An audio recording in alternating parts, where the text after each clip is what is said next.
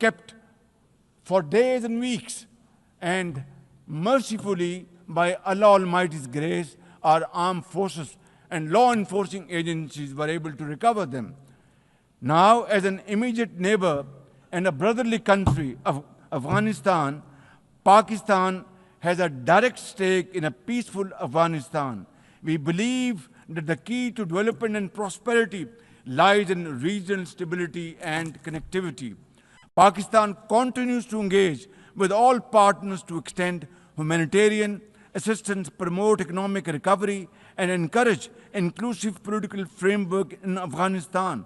The interim Afghan government must, however, uphold human rights, including women's rights. Above all, we expect that Afghan interim government to take effective action against terrorist groups and to ensure that Afghan soil is not used for terrorism against any country.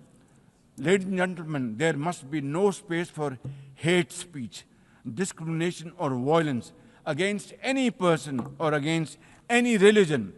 Hate-driven ideologies such as India's Hindutva-driven extremism pose a danger to the entire world. While there is growing recognition of the dangers posed by Islamophobia, the imperative of effectively combating this menace can hardly be overemphasized. Pakistan welcomes the appointment of a UN Special Envoy to combat this scourge. Ladies and gentlemen, while we are confronted with the climate crisis, it demands the most urgent collective action. In 2022, Pakistan faced massive floods of humongous proportions that caused huge losses amounting to $34 billion and many valuable lives lost. This year again, we are dealing with another mega flood with thousands of villages washed away from the face of the earth, millions of people displaced, more than 1,000 killed, and billions of dollars of crop, livestock, and property washed away, lost to flood waters. Our nation stands united in these testing times, and we are dealing with this natural calamity with remarkable resilience by the grace of God. I have declared a climate emergency to cope with this challenge. The catastrophic floods of 2022 and 2025 this year are glaring examples of loss and damage caused due to climate change.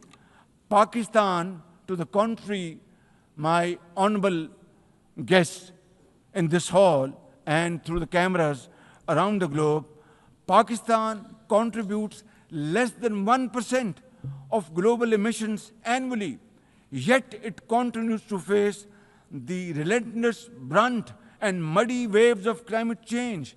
And then we are told to borrow loans and add on to our debt, huge debt pillars we have over the period of time. This is not fairness. This is not equality. This is not justice. This is not fair play.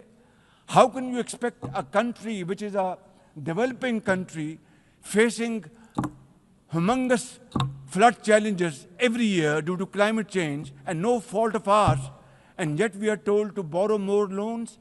I think borrowing loan would be destroying your economy. We will be better off than not borrowing loan and standing on our own feet, working hard, tirelessly, blood and sweat, and we will, inshallah, make Pakistan a great country, inshallah. Ladies and gentlemen, while we deal with climate change, I bear good tidings on the domestic economic front. Socio-economic development and the welfare of our people are among my government's foremost priorities. We have successfully implemented deep-rooted structural macroeconomic reforms, modernized and broadened our taxation system, intensified efforts to mobilize productive investment, and embraced digitization, AI, and crypto as the tools of the future. Strategic partnerships, including our all-weather cooperation with China through the China-Pakistan Economic Corridor under President Xi Jinping's landmark Belt and Road Initiative, are contributors to our progress as I speak. I admire the vision and foresight of President Xi Jinping, whose recently launched Global Governance Initiative, along with other global initiatives, offers a comprehensive framework for a more just, fair, and inclusive development. Excellencies, as a non-permanent member of the UN Security Council, Pakistan is playing its constructive role in conflict prevention.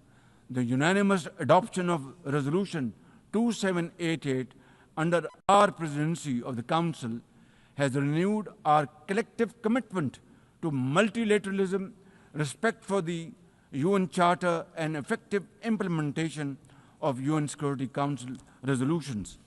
Excellencies, at the end,